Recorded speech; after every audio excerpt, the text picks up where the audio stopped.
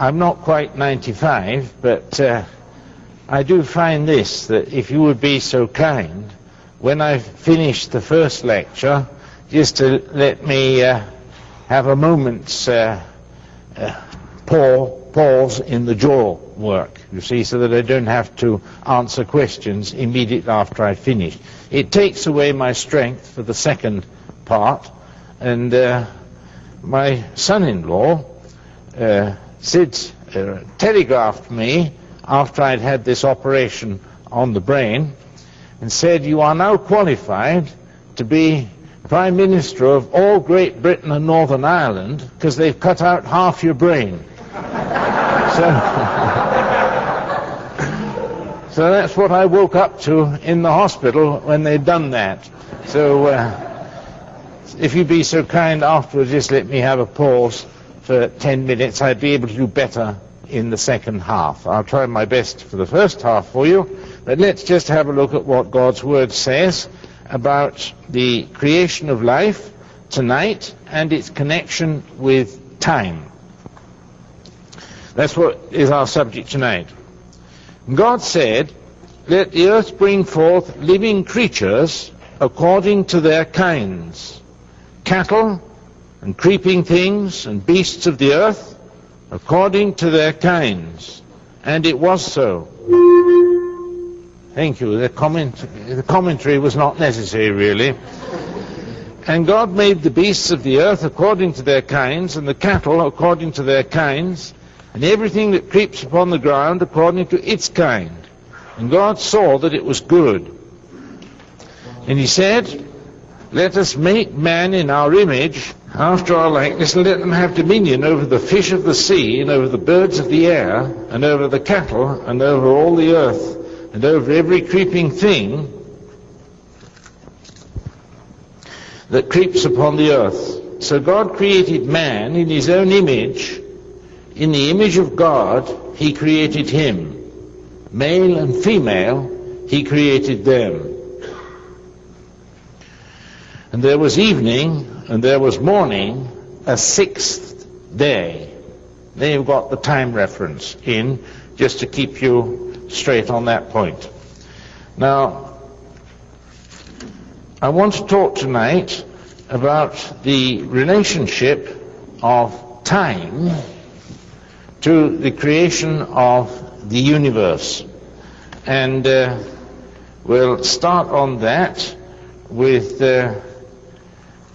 reference to the fact that one of the great divisions that has split and is splitting Christian people today is whether you can take the Word of God at what it says, to be what it says. When it says 6 days, does it mean in secret 6 ages, long eons of time, or does it mean 6 24-hour days that God made the creation? I think actually that the question is ridiculous, because you see, God has made us by conceptual thought.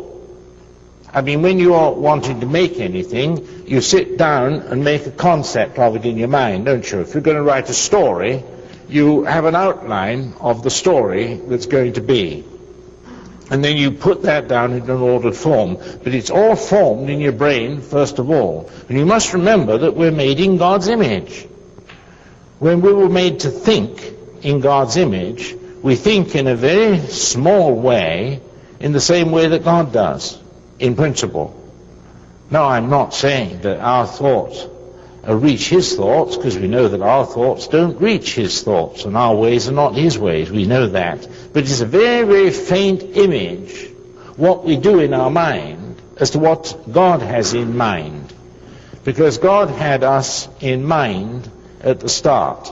Now, it's quite clear that the human mind is capable of thinking in time, one thought after another. We do that, don't we? But it's also capable, as I said last week, that the human mind can think without time.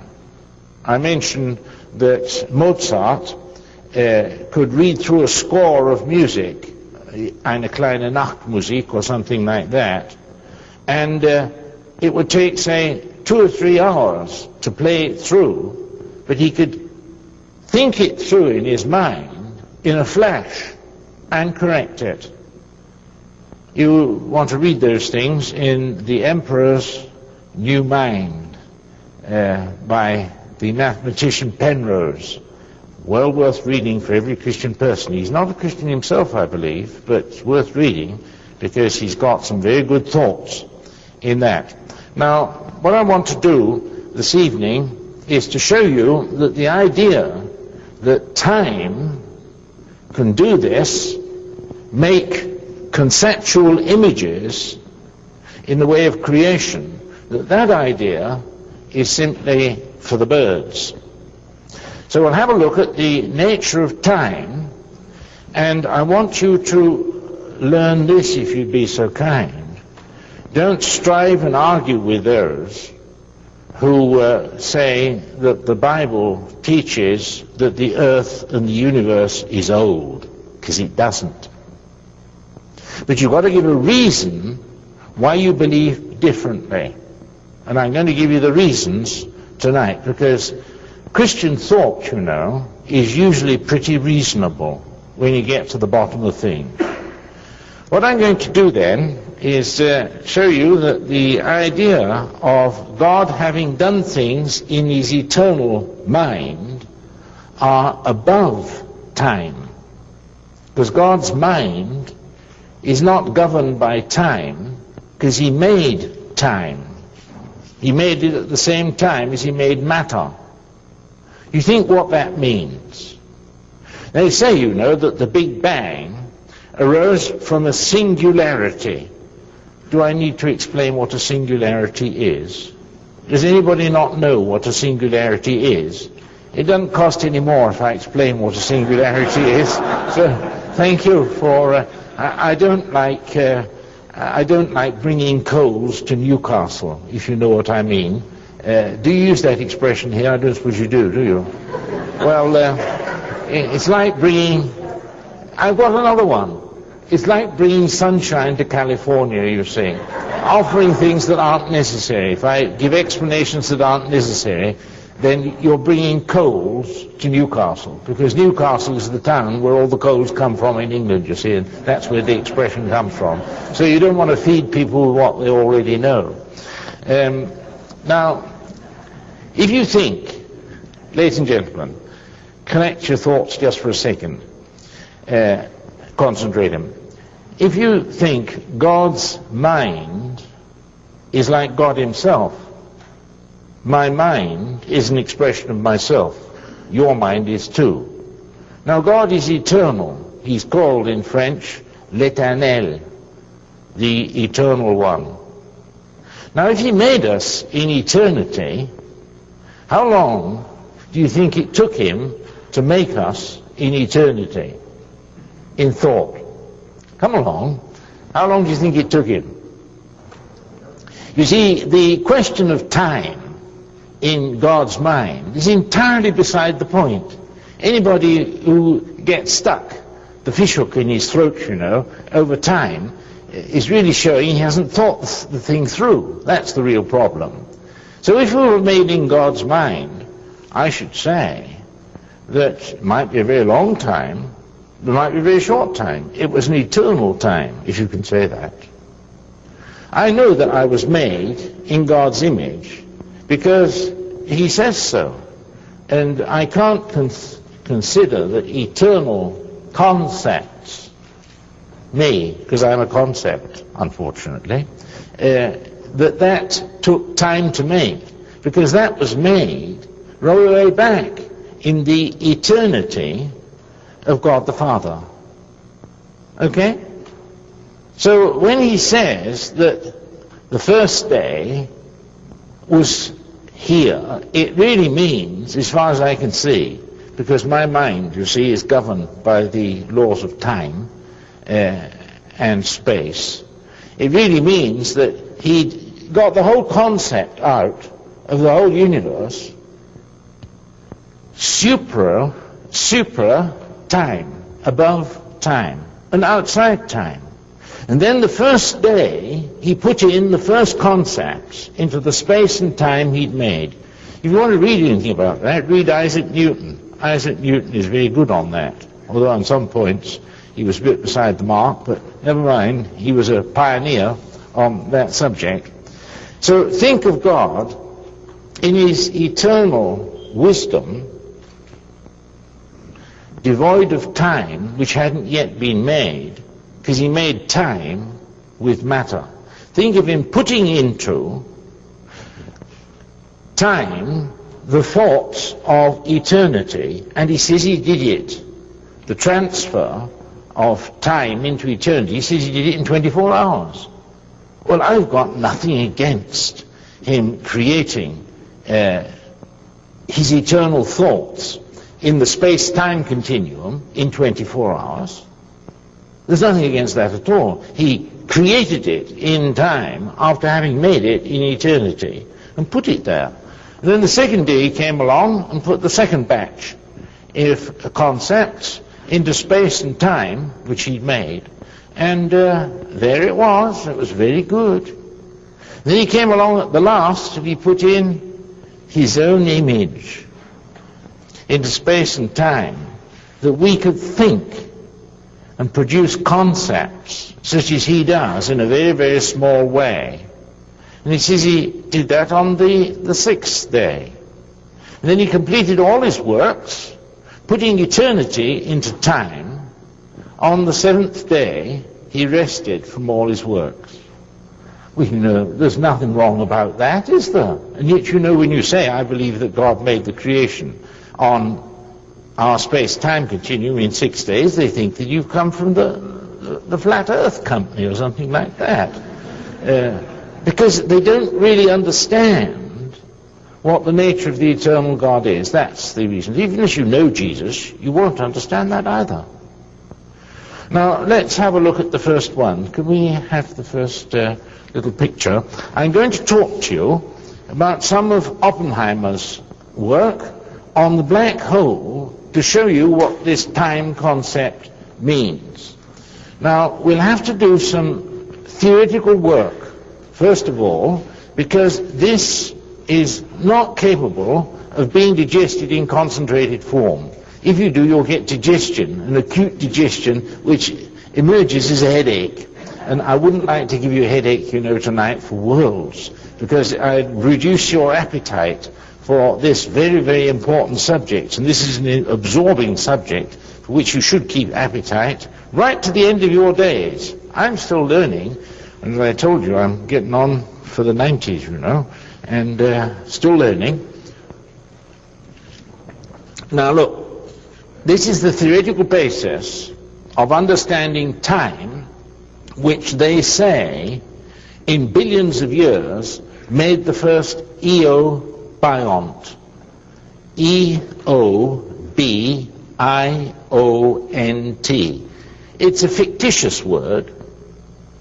It merely means the dawn living being. Nobody's ever seen one. But they say the first primeval being was an eobiont. The first primitive, and then they haven't fixed themselves. They used to say it was an amoeba, you see, but that was too definite. You can get caught if you say anything definite, you see, and I don't want to get caught on these things, so I'm going to be perfectly honest with you. They say that the first eobiont, primitive being, arose by time, without defining it, working on a primeval soup, Fox and Miller. The primeval soup was made by passing an electric discharge through ammonia, methane, and water, steam. And then the amino acids, one or two of the 20 of which part of our body is made, were formed by the interaction of time on that awful primeval soup. Nobody's ever seen the primeval soup. There's no geological evidence for it whatsoever. But that's what's taught in all our schools, that time plus an inorganic or organic mixture of amino acids out of the atmosphere worked together till the first primitive organism appeared. Now, of course, if you say that, it's rather difficult to disprove it, because there's not the slightest shred of evidence for it. It's philosophizing. One of the things that made the Renaissance in Europe was that they ceased philosophizing and went into experiment. That's what made the great transition from the Middle Ages to the modern times. That man ceased thinking his wrong thoughts and got back to God's thoughts, which you can see in experimental science. Okay? And once they'd learned to experiment, they went ahead like a house on fire in getting knowledge. Okay? So when your kids come up with these things, you give them a straight answer. There are straight answers to these things, perfectly plain. Well, now, let's get back to Dr. Oppenheimer, who had a rough passage while he was here in the United States, didn't he? He said all sorts of things about Mr. Oppenheimer, and he had some good ideas. Now, what he worked on, part of his ideas were this, that if you pass a ray of light, could we put the lights down a bit, if you'd be so kind? Who has control of the switches? Who has switch power here? If you pass a ray of light over the sun, you see there in the top left-hand corner from where you're sitting, there's a ray going across. That's right. Thank you, Bertie. There, it normally, light travels more or less in straight lines, doesn't it? Now, normally you see the dotted line goes along there. That was where the ray of light would be. But if you let the ray of light just skirt the sun, the gravitation of the sun will diffract the light and bend the ray. And you see I bent it down just a little bit there where the arrow is. So that diffraction of light over the surface of a large body is shown by gravitation with that experiment. Now, that's the first part of the theoretical basis we've got to do for time. Now, if you notice the thick arrow there, where I've got the gravitational collapse, the sun and other large bodies over the solar mass of 1 can suffer quite suddenly gravitational collapse. That is, they collapse on themselves due to their own weight. And they shrink, and in shrinking and collapsing, of course, they get smaller. So they get smaller but have the same amount of mass in them. That means they get relatively very heavy indeed. And gravitational collapse produces the neutron star, the quasar, the white dwarf.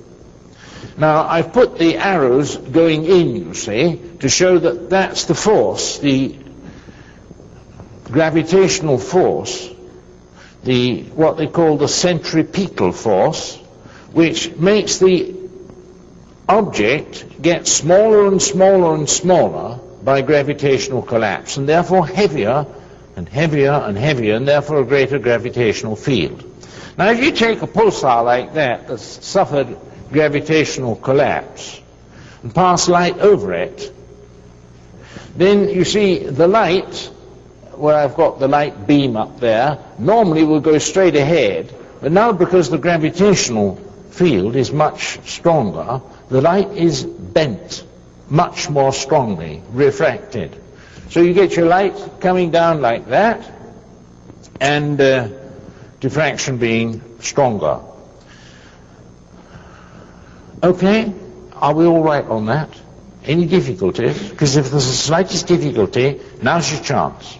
Yes? Well, it doesn't alter the mass, but it alters the concentration of mass. That is, the density gets greater, so that it attracts other objects more strongly by the gravitational field. So you're really concentrating up the gravity by letting the body collapse on itself, smaller and smaller and heavier. Okay? Now, the gravitational collapse goes on. Once it's started to collapse gravitationally, you can't stop it. And it goes on collapsing on itself. Are you ready? It goes on collapsing to itself till it tends towards infinite density and no dimensions.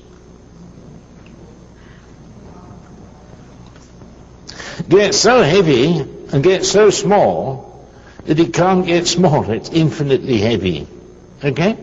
Now, that's the formation of a black hole. And it has certain consequences in respect to time, which we're now going to see. I've built this superstructure up so that you can see it, that's all. The only way to do this is stepwise, because if you get out of time, you can't understand. So we do it stepwise. Now, if you pass light over a black hole, which has been formed by the tendency towards no dimensions and infinite gravitational field, you pass light over that, you pass first the light up top, you see, and the light far away from the black hole is bent a bit, just like it was bent a bit over the pulsar, over the neutron star, okay? But if you come nearer, there comes a point when you get near enough to the center of this, you ready, singularity, because it is a singularity. You can't call it matter like this because it hasn't got the properties of matter. It's called a singularity. If you get it near enough to the singularity, the black hole in the middle, there comes a time when the gravitational field is so strong that the light goes into orbit. Just like a spacecraft, when it gets to a certain distance from the moon, its speed will be just neutralized by the gravitational field of the moon and go into orbit. So you've got light here that goes into orbit. Now, the speed of light is a universal constant. And once the speed of light is neutralized by gravitational field so that light goes in orbit, there are some remarkable things happen with respect to time. Because at the place where the light goes into orbit, that's like an orange peel around the singularity in the middle. You see, it's an area, like an orange skin, around the center of an orange. Okay? At that point where the orange skin would be, at that point, light goes into orbit. But at the same time, at that point, time ceases to flow. This is the end of the space-time continuum. Here, time has no flux. It doesn't flow anymore. You've gone out of the space-time continuum to a continuum where there's no time. And inside that event horizon, the orange peel where light goes into orbit round about it, inside that is an area where time is forever frozen. If you could get inside that, which you can't, of course, because the gravitational forces there would be immense, you'd be pulled to pieces just by the gravitational fields. If you could get inside that gravitational area where the event horizon is, if you get inside it, you could never get out, because there isn't any time to get out. Time doesn't flow anymore. No, these are facts with which you've got to reckon. I mean, these things have been done, you know, and been observed. So there's the place where you're frozen forever in time. Now, think of this. At the event horizon, no radiation,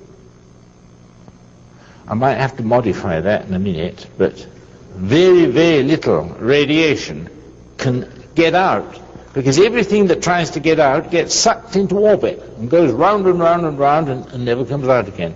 Just like the people who were orbiting the moon, unless they'd had retro rockets, would never have got out of it. You have to have a retro rocket to reduce your speed so that you'll fall in or come out, one of the two. Now, that's the third thing that happens there. There's no information can, on principle, get out of inside that event horizon, because there's no radiation can get out to carry the wave. A carrier wave to carry information can't get out. So you, in principle, can't see anything inside that event horizon. At the event horizon, everything becomes, in principle, invisible. Okay? There is an argument, you know, that as you can't see a black hole, that you can't get any information out of it, and that argument is perfectly correct. You can't. There's no way of knowing what's going on there at all. Now, you think of modern science, which has pooh-poohed the idea of hell and heaven, because you can't get any certain information out of hell or heaven. Here we've got it mirrored in science. You can't, in principle, get any radiation carrying information out of that area. And in that area, no time flows. Now think of this. Are you ready? At the center of our galaxy, you know, solar system and all the rest of it, the center of our galaxy, there's pretty good evidence that the high percentage of mass which is lacking, according to the calculations of the astronomers, in our galaxy is concentrated in the black hole. Now, if the 80-90% or whatever it is, I forget the exact percentage, of mass which is lacking, according to astronomers' calculations, is at the center of the universe, our galaxy, you think there's no time there, because a black hole inside it has no time. Now you think trying to arrange, to date, I don't mean this socially, I mean to date geologically, the universe. Are you all right? I have to be careful, you see, of American slang, because you use different slang to what we do. Date would be quite a neutral expression in our country, you know, but it isn't with you. And so I've got to be careful, and I watch you very carefully to see if there's any twinkle in your eyes, to see if I've made a mistake somewhere or another. So I watch you ever so carefully, so don't think I'm being quizzy in watching you. I'm just feeling my way forward ever so carefully. Now, are we all right so far? You see, anybody who tries to date the galaxy and its age is a quack. Not much more. Because he doesn't know, he suspects that there's a black hole in the middle where there's no time. Let me put it a bit more clearly to you, because I haven't seen that answering aha reaction yet, but it'll come in just 1 minute. Now look, ladies and gentlemen, if you were to be sitting on the sun, I hope you never will be, but if you were really sitting on the surface of the sun, the gravitational field on the sun is vastly different to what it is on the earth. Therefore, time on the sun passes at a completely different flux rate to what it does on earth. Well, if that's the case, then time on the sun doesn't mean the same thing as time on the earth. What are all these fools talking about? who say that it's an old, old earth, an old, old universe. It's only that they're playing upon the ignorance of their listeners. And I think that's a very bad thing to do. You should try and instruct your listener if you can without being a schoolmarm, but try and tell them how things really are. But you have far less difficulty then with Holy Scriptures when you read it, because the Holy Scriptures are written from the point of view of eternity, you know, and they're pretty safe there, because there's lots of eternity around us if at the center of our galaxy there is a black hole. Okay? So keep that very carefully in mind when people start to argue with you about mathematical billions of years as the age of the universe. I say, what years? Do you mean black hole years? Or do you mean years on the surface of the sun? Or do you mean years on the surface of the earth? Because it's not only the gravitational field alters the flux of the flow of time, it's also relative velocity does that. So when you've got two bodies moving away from one another, summating the distance at which they're moving apart, that affects the flow of time too. Einstein and Oppenheimer worked this out very completely. And the thing is this, that scientists, if they know their science and all the subjects which are connected with science and just don't know how to say 2 + 2 = 4, sometimes they come out with the answer 2 + 2 = 5, which is rather catastrophic. But they do it and they prove it with mathematics, which is perfectly good, but wrongly applied. You can't apply time calculations where no time is. If you do, you're a mutt. Okay, I'm sorry, you have to talk plainly like that, because they'll argue the hind leg off a donkey, you know, over these things. I've done this, and till I learnt a bit of wisdom and say, look, you go your way, and I'll go my way, and we'll love one another and do good works for one another, but we won't say that the machinery up there works the same way if it doesn't work the same way. Okay, well, that's the business about the black holes and the flux of time and the eternal mind of God, which I wanted to talk to you a little about tonight. Now, let's just have a look at that a little bit further. The fact is that it's recently been calculated, and I think the calculation is viable and good, that if you could get into a black hole, there you would find out, if you want to read this in a way that your children understand, read C.S. Lewis's The Magician's Nephew. He's done this absolutely perfectly, where he found in an intermediate state certain holes into thousands of other realities which he'd never suspected. It's okay for children. Our children were brought up on this sort of stuff. From the inside of a black hole, it's well known now that there are infinite routes. I'm sorry, you call them routes, don't you? Infinite routes to an infinite number of other realities and dimensions from that place where there's no time. Infinite number of routes to other realities from inside a black hole. The scientists used to believe, you know, that we were mutts, or nuts, whichever you like to call it, for believing in heaven and hell. Because you see, you couldn't prove them. And they say because you can't prove a thing, it doesn't exist. But there are other ways of doing it. The Holy Scripture speaks a lot about heaven and paradise and hell, and takes these realities as being things to be seriously reckoned with.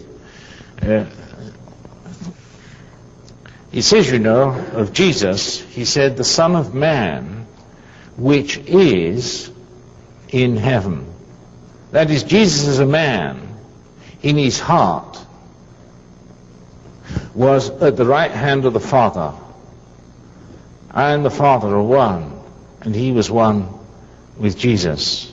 So our inward life is capable of being one with these realities which we scientifically can't prove.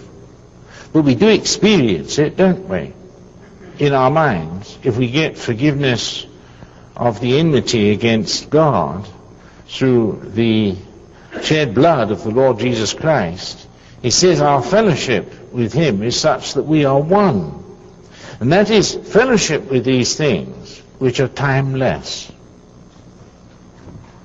And a person who experienced that life, that new form of life, is entirely different from the person who only knows the rate of the flow of time on the surface of the earth. Okay? That's how things work out. And the black hole is an excellent way of showing that to be true.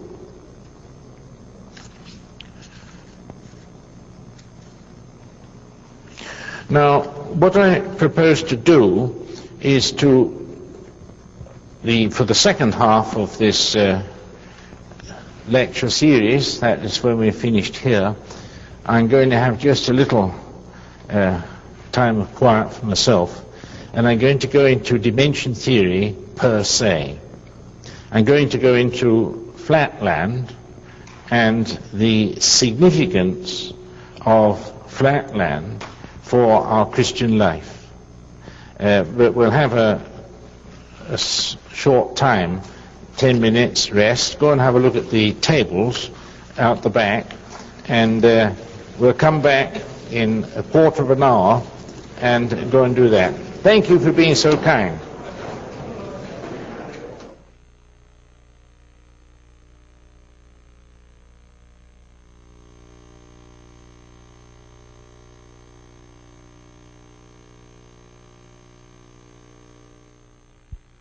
So the Lord God caused a deep sleep to fall upon man, and while he slept, he took out one of his ribs and closed up its place with flesh. Now, you know, the biologists used to go hopping mad over that, because it did sound a bit risky, didn't it? But you see, if the Creator wrote it, he knew what he'd done. Now, they would call that cloning today. You see, if you've got a cell, you don't need to create another cell to make another human being, because the information is in the one cell to make everything. All cells contain the information to make a old woman or a man.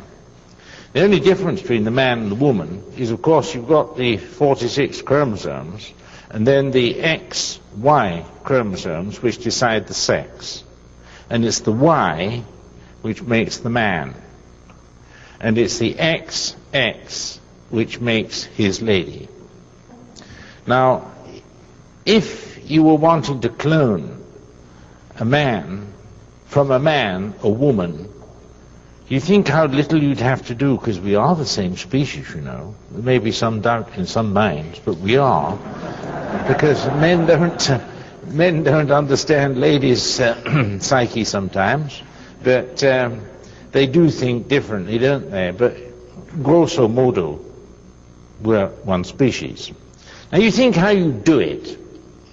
If I were going to do it in the lab, say I only had a bit of your nose to work on to make another human, and say you, dear sir, were the gentleman.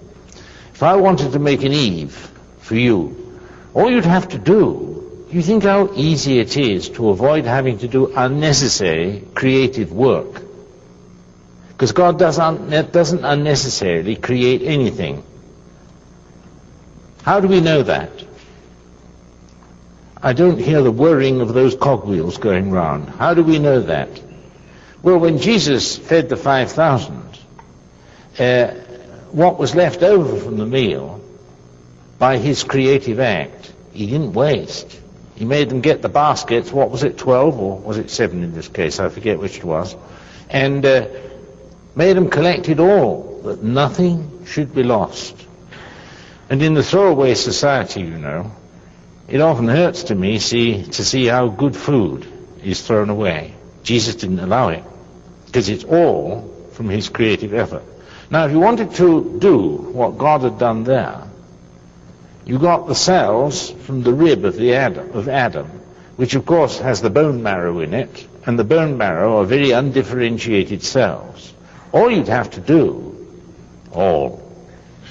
is knock out, destroy the Y chromosome.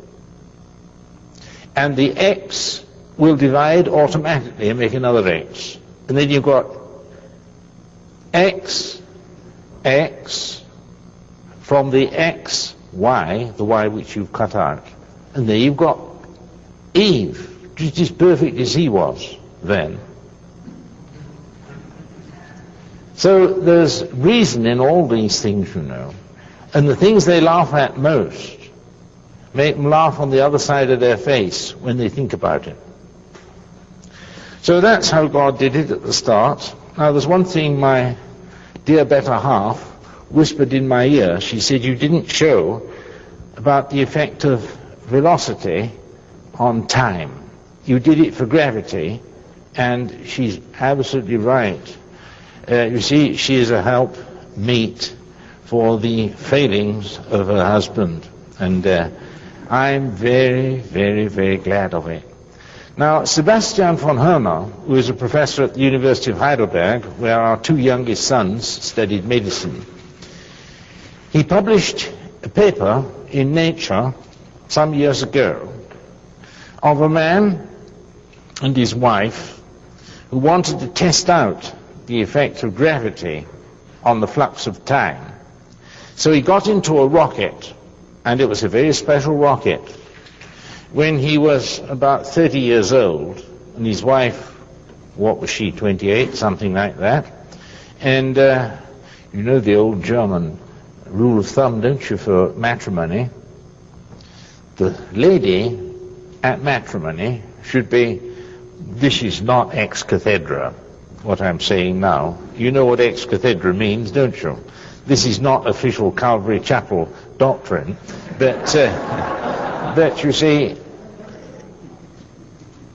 they say that the lady should be half the age of the man at matrimony. If the man was 30, she should be 15, plus 7 years. That was the old rule of thumb which the Vikings used. Okay, I'm not advocating it, but there's something to say about it. Well, this Sebastian von Herner, my wife is looking at me and I don't forget my lines, you see. He got into this rocket, which remarkably enough traveled at the speed of light. How he managed that, I don't know. But he did his calculations on that basis. And he flew out from the Earth at the speed of light and turned around and came back after, I think it was 10 years.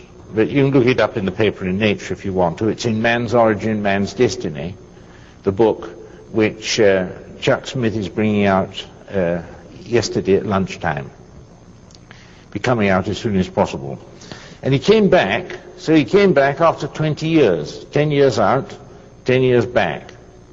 And when he got back, he was, I think, it was 37 years older than his wife, who'd stayed on Earth. Now he went out again, just to repeat the experiment, at the speed of light, and was out for 30 years total, 15 out and 15 back. And when he got back, he found that the Earth, and all people on it, including his wife, had aged about 300 years more than he was. And he went out for 30 years, the next time, third time, and came back 30 years, so he was 60 years away. And the Earth had got about, some hundreds of thousands of years older, and they were all dead and buried when he got back, his old friends. So that was just to show you that it's well known that the gravitational field alone doesn't determine the rate of flux of time, but also the relative velocities of two bodies. Now, Einstein was very careful to point out that the time frame that you use for making time is not specific. There isn't a preferred time frame. All you do is take the relative velocity between two bodies and do the experiment which Sebastian von Hermer reported on in Nature. So the relative speed, particularly the speed of light, at the speed of light, time doesn't flow at all. If you could take a photon, particle of light, or a light wave, whichever way you like to look at it, and go out on that round the whole universe, you would get back to your starting point, space being curved, at exactly the time that you set out. So it solves quite a lot of questions about this old question, you know, about if light was made and it takes 8 minutes for light to get from the sun, how about all these stars that were made millions of light years away from us? You've got to think of these things in the general theory and the special theory of relativity, which have been proved experimentally. I don't believe in philosophizing a lot, you know. I believe you've got to do the experiment and see. I told you yesterday about the gravitational field and the tower and the clock on it, didn't I? One tower, one atomic clock on the top and one on the bottom. And because of the difference in a tower 300 yards high of gravitational field, the clock in the higher gravitational field at the bottom ran slower by a number of nanoseconds than the one on the top. That's the other side of the picture. Now let's leave that, because I've got the dimension theory to do tonight, and that's a very, very important one for us spiritually, if we love the Lord. Let's have a look at that. They used to teach, you know, when just before I went to school. I won't say when I went to school, because you'll do some calculations and that'll disturb you if you get your calculating machines out when I talk to you. They used to have lots of books out. In my days, one of the professors who wrote these books was a man called Everett, and on dimension theory. Now, I want to talk just a little bit about dimension theory, because it's just as important as the question of time that we've been talking about in the first hour tonight. Dimension theory. Scientists used to say, they do today, those that don't do their reading, that there's only one dimension. This is what the communists have stumbled on. Why they've gone, partly. They used to say that there was only one dimension, and that's the here and now. And many people live in that dimension, don't they? The here and now, and nothing else. I'm going to get what I can for now, and leave it at that. Now, scientists don't do that today. You take Paul Davies. Paul Davies, for example, who's professor of physics, theoretical physics at the University of Newcastle. He's written a book which is called God and the New Physics. Now, there are lots of things in that book which you can't swallow, but there are some useful hints there. He goes very specially into the subject of the number of dimensions that there are. And he reckons there are 11 separate dimensions, all separated by event horizons. Now, you've learned from this morning, if you didn't sleep through it all, that the first lecture, not this morning, the first lecture, what an event horizon is that which separates the line of demarcation, separating a continuum of reality. And our reality in which we live is space and time, in 3 dimensions: depth, length, and breadth. That's our dimension in which we live.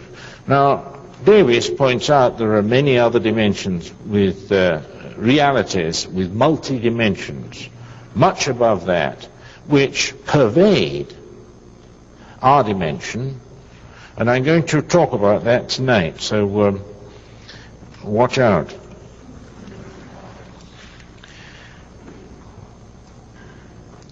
I had 2 nights ago, when I was in Oceanside, the pleasure of having dinner with an old friend of ours from San Diego, with whom I did lots of America speaking trips in the past years. When I was young, the world was better. We had dinner together with his family in San Diego, in Oceanside, Monday night. Now, he said, you talked to my church in San Diego about dimension theory, and you did it on the subject of flat land. Now, the tape which we put in the library was always checked out, and in the end it evaporated. It didn't come back. Would you please be good enough to do that tape again, or speak on that subject again, so that we can replace it in our library? So I said, I'll take my very first opportunity and do it again. And that's what I'm doing just now. Here's how we're going to do it. It's in the form of a fairy tale. You don't mind fairy tales, do you? They're good for adults, you know. You feel young again when you hear a fairy tale or two. Now, there was a time in the Far East when a country existed which was called flatland. And flatland consisted of just 2 dimensions, length and breadth. Like up the top there, A, B, C, D. It didn't have any depth or height, just simply a flat surface, you see. Okay? Flatland. Now, flatland contained ever so lot of intelligent people, and the people of flatland were also 2-dimensional. That is, they consisted of length and breadth. Now, you see, the ladies in flatland were, listen carefully what I say, acute angles.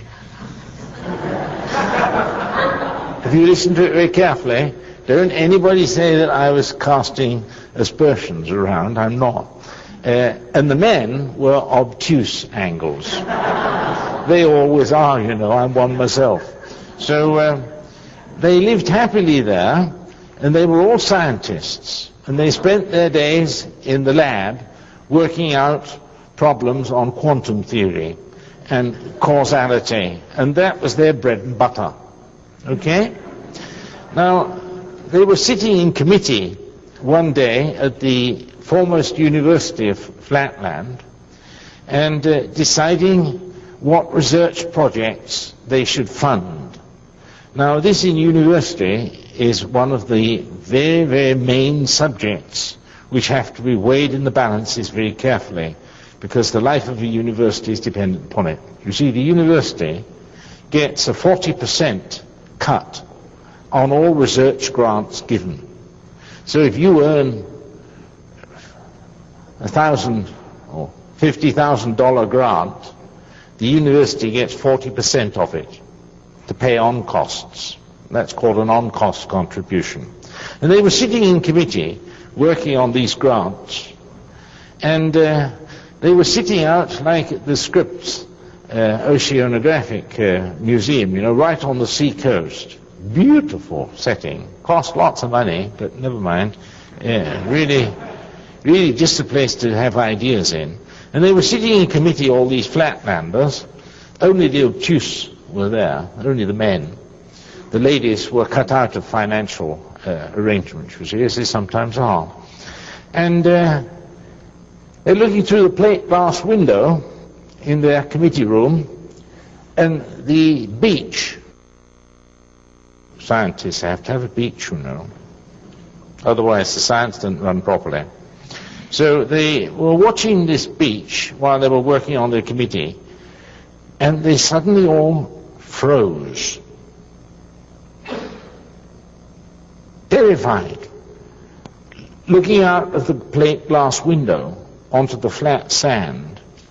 They saw footsteps being formed without any body on them, no legs to make them, and no man or woman to make them. Perfect 5 toes and an instep, and these footsteps were coming straight towards the plate glass window. That is, here was a classic case, are you listening, of acausality. Something happening without a cause. Now that's against all science, you see, and scientists didn't like this. So they sat there frozen, looking through the window to wonder if these footsteps were going to collide with the plate glass window. So they had 2 scientists there. One was a scientist called Sherlock Holmes, and his wife was called Anise, and she wasn't there though. And he said, I think we ought to have a research grant granted immediately to finding out what those prints outside the window, which are coming straight at us, what they mean. We must find out about this, because here's something which is acausal. And if there isn't any cause for an effect, we're up a gum tree, you see. So they said, well, what do you suggest? Well, he said, I think the thing to do is to go out and catch one. If we can catch one of these footprints, he didn't say footprints because he didn't know what a footprint was, you see, being a flatlander. He says, we can catch one of these, are you ready, reduced entropy shapes, negentropy shapes. If we can catch one of those, we can examine it and find out what it is. And if there is a cause behind it, we'll find out what it is. So they said, okay, how do you suggest doing it? Well, he said, I'll suggest catching them, are you ready, by just simply drawing a circle round them. One, when it's being formed, if we draw a line round it, you see, there's no, they didn't think like this because they were flatlanders. You can't jump over it if you've got no height. You can't dig under it if you've got no depth. So if you put a circle round it, you've got a maximum security prison. There's no getting out of that, not for a flatlander. And he was thinking from his own point of view, he couldn't get out of it, you see. Because if a line was drawn round him, he was fixed. He couldn't get over it, and he couldn't get under it, because there wasn't that dimension in flatland. This is to stretch your mind on dimension theory. All right? So they said, right, if you'll do that, we'll get a grant for $50 million, because this is vital. Causality in quantum theory is tied up in this. So they said, make your suggestions, we'll give you the check now. So they gave him a check. He said, well, you put in with me, I'll be shut in with my wife when this circle is drawn round us. I'll be shut in with her if you'll promise, on your honor, to let me out after 1 week. But I'll take in microscopes and chemical kit so that we can catch one of these reduced entropy shapes, and when we've got it in our hands, we'll soon find out what it is, and we'll know whether it's acausal or not. Because acausality in science, you know, is a very grave matter. So they said, right, and all bundled out through the little door in the plate glass window, and ordered the truck round to bring the best wines, and the best chips, and the best peanut butter, and all the things that the best people have in flatland, to be put in when he was shut in with this forming reduced entropy shape. So they put in everything with him, and then they just drew the line round him, and he was in the maximum security prison. But he said, as they drew the line and closed the prison on him, 1 week maximum. No longer. I'll find out everything in 1 week. So they promised faithfully on their honor they would be there with a special tool to open maximum security prisons. So they shut him in, and after 1 week they told the press they were going to solve one of the great problems of science, acausality. So the press was there after 1 week with all the cameras. They got Tim Hathaway there and all the other people, you see, and to film them as they came out. So with this special tool, this is a sensitive subject. I mustn't talk to you about this tool because it might get into hands that, it shouldn't get into. So they opened up the maximum security prison, broke the line that was round him and fixed him in the prison. And what did they see? They saw a heart-rending scene.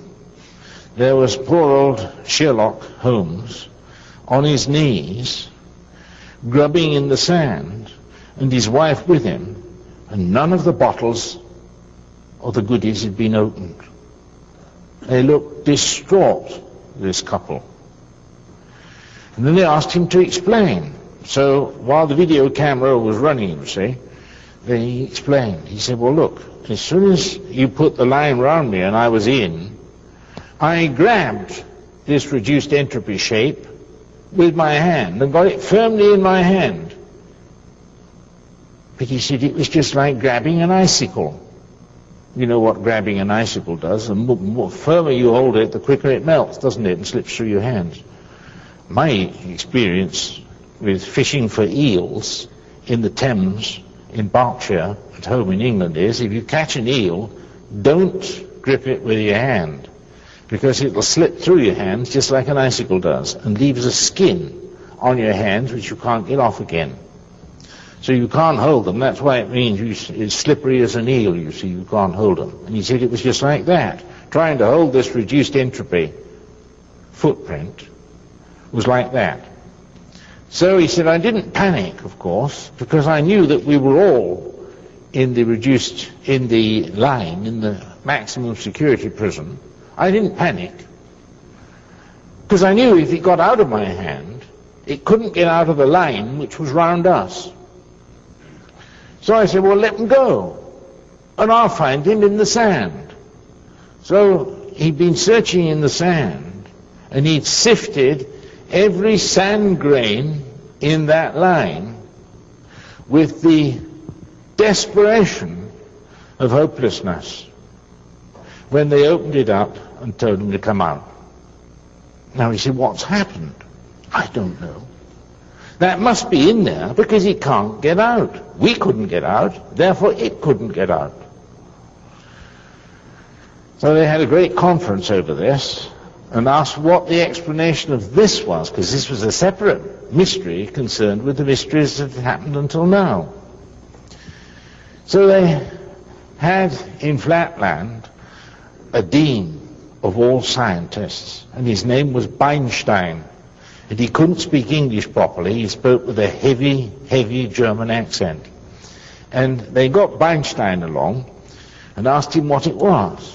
And Beinstein was a wizened old man with baggy trousers, and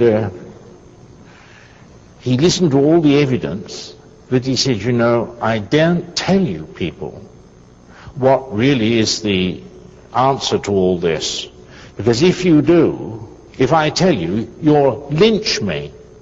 I know you people do well. You'll lynch me, and it cost me my life. So unless you give me guarantee that you won't take my professorial chair from me, and my salary, and my pension, if you won't take those things from me, if you leave me in peace, I'll tell you.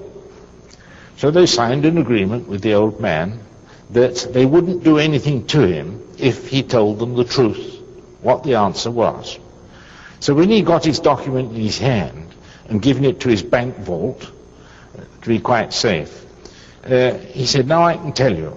So he went upstairs and had a good night's rest, and then the next morning he said, now you gentlemen, you must prepare yourself for a shock, you Flatlanders, You're so parochial that you're almost incredible. So come on, we want to hear what's wrong. So he said, yes, but I'll tell you, it takes time. Flatland isn't what you think it is. Flatland consists of two dimensions, that is only planes, and there's no depth in it. But there are other dimensions which do have depth in them. And flatland is a part of those other dimensions that do have. So he drew them a little sketch, which I put up on the board there. And you see, there's the ladies there, the acute angles, and the obtuse angles, the gentlemen all up there. And he said flatland is A, B, C, D. And the reduced entropy shapes which you saw, which somebody said were like footprints, but he didn't know what footprints were, you see. So he called them reduced entropy shapes. But for us, it's footprints. Okay? He said flatland is a part of a cube. And the cube is based on A, B, C, D. And what happened was that you saw the footprints. He used the word footprints then, although they didn't know what footprints meant. You see, and a young man, who happened to be me in those days, went for a walk outside your window in his 3 dimensions. And as he went by in his 3 dimensions, he put his footprints down. And you saw the footprints, which you didn't see him, because you've only got 2 dimensions in your genes. You haven't anything more. So, you see, every time you put a circle around his feet and tried to catch him, he just lifted his foot. You can't do that because you haven't the dimension, the 3rd dimension of height or depth. You can't do that. You were caught by you were caught in 2 dimensions, but he's in 3 dimensions. He's partly 2-dimensional, but he has an extra dimension too. So he's a hybrid between a 2-dimensional creature and a 3-dimensional creature. And if you try to catch his feet by putting a ring around him, it'll catch you, but it won't catch him because he's 3-dimensional. And you can't think of it because you're not built that way. Don't worry about that. Just look at the evidence which you've got. You couldn't catch that man's foot in 2 dimensions because he's 3-dimensional. He'd just raise his foot or sink his foot and step over it, or under it, as the case may be. Well, they didn't like that, you know, at all. But he said, look, you must believe your experimental results. That's one of the secrets of science.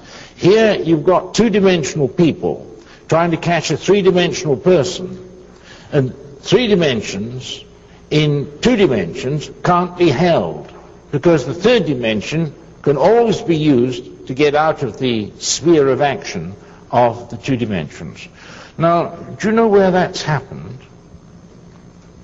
You take the Lord Jesus. When he was crucified, they put on his head a sweat cloth, and it was fixed up and loaded with myrrh and aloes.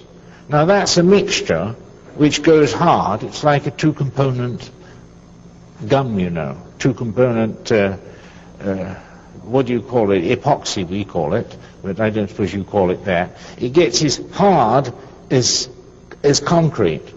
And it was wound around his head, and they had, 100 pounds of this stuff, and put it all over his body, so that he was bound up with a sort of a glue and laid in the grave.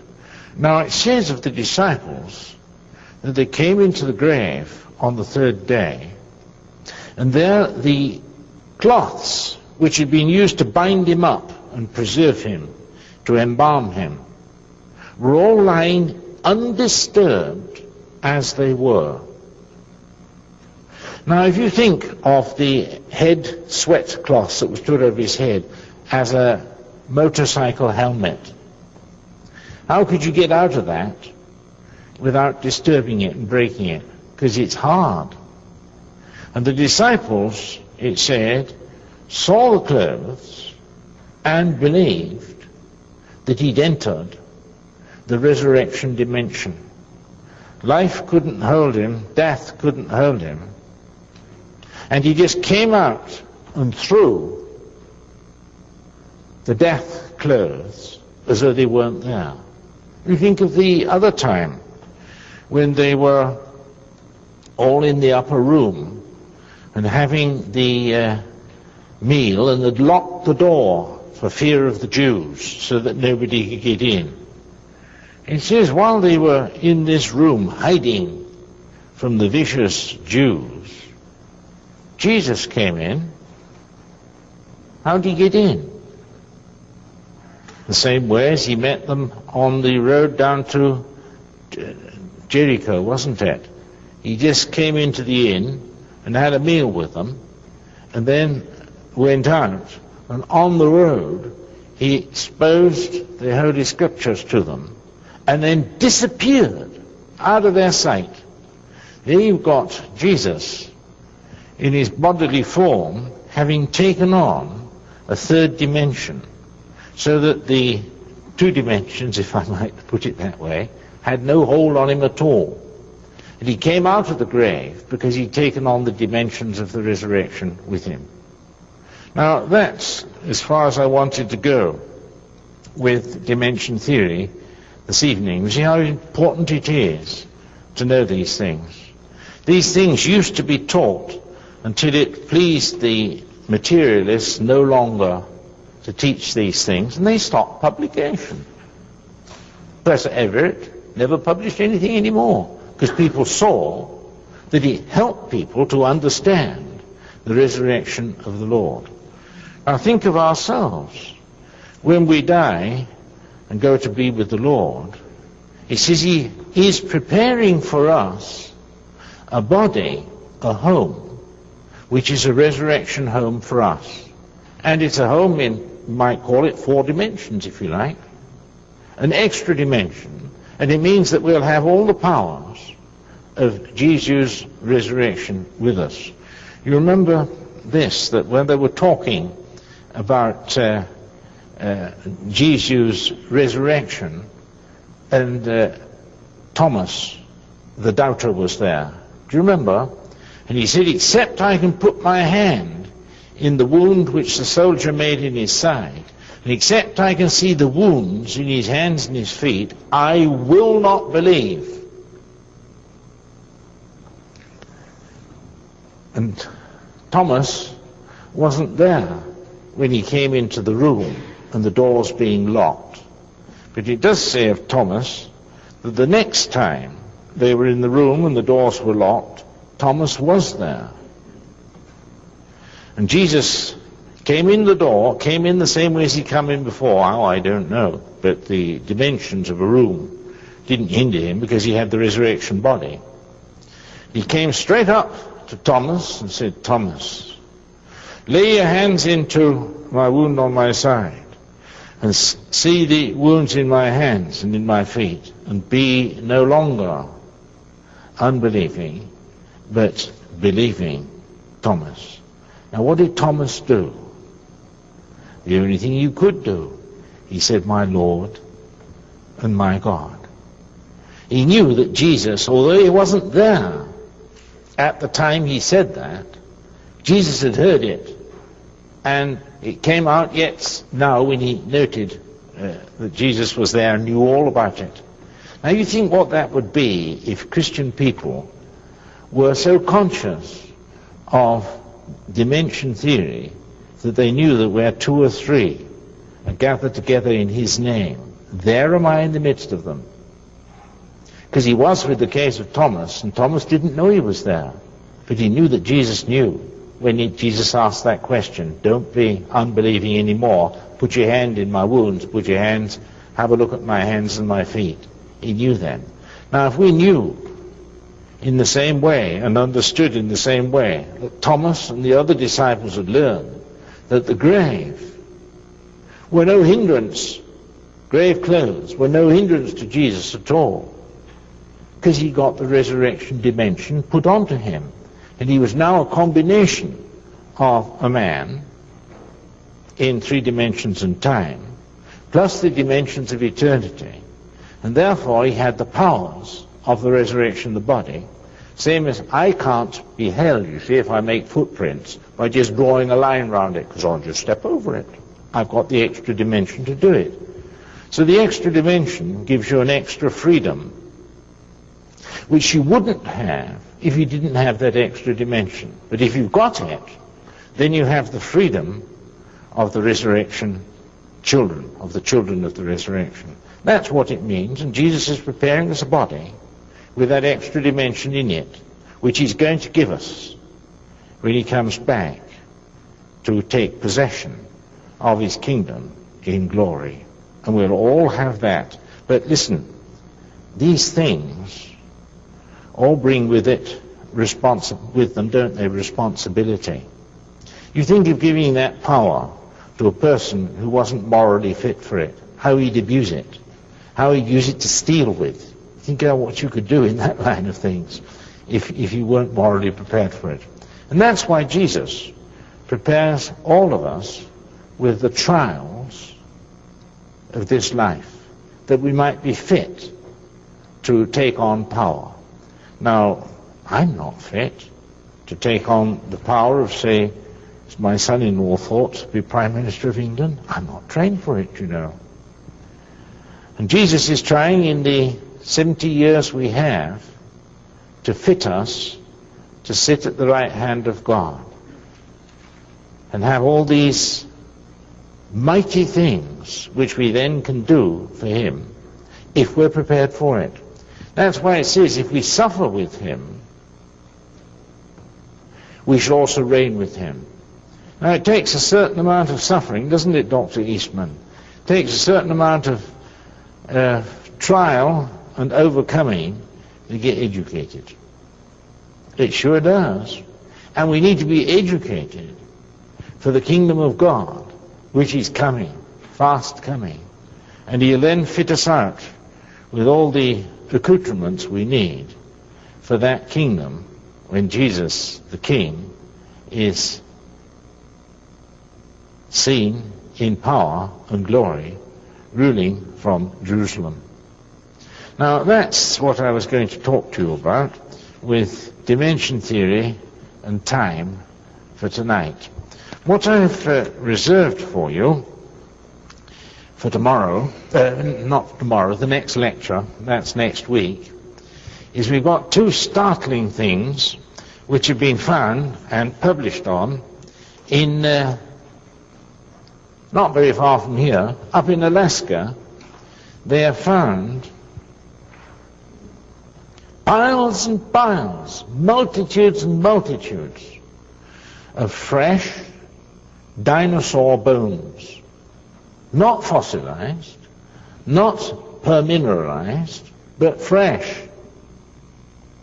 And they're trying to say, and I'll read the paper with you when I bring it next week, the Lord willing, they're trying to say that they're 50 million years old. Have you ever known bone marrow to be 50 million years old and still like it is bone marrow? But that's only one thing. That's to do with time, you see, again. The other thing they found is up on the Colville River in Alaska. They found, well, it's in Colville River in Alaska that they found the dinosaur bones. It's in Canada, on the other side of the frontier, that they found the fresh redwood trees. Fresh, burnable, carvable, just like ordinary fresh wood. And I'm going to talk about those with you, the Lord willing, next week. So that the idea that those trees are 50 million years old and those hadrosaurs, dinosaurs, are 50 million years old is just for the birds. It's for those who are dumb enough to believe it. So keep that in mind. And I've just written a book which our good pastor, Chuck Smith, is publishing. In fact, I've got the manuscript with me in my little briefcase there now. On time, its dimension, and what it means. And I've brought in these publications and what I've said a bit tonight in that book, so that it's just to help those who have trouble in school with teaching their kids evolution and still sticking to the Bible. Thank you very much for being so kind with me tonight.